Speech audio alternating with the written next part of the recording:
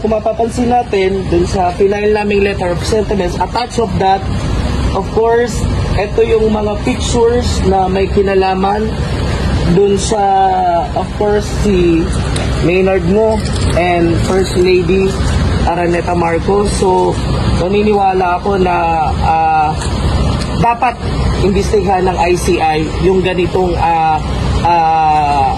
sitwasyon o concept. So, part of that, nandito din.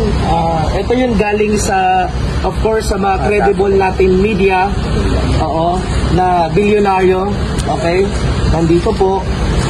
So, wala naman kailangan siraan na ibang tao. Of course, kailangan lang natin ng linaw. Ano ba ang nangyayari? Okay?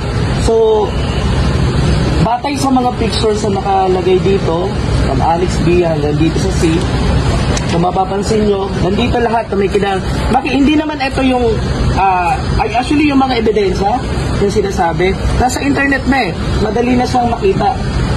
So, ito, pinit namin as an attachment para sa pagpasa namin ng info sa ICI. Sir, ano naging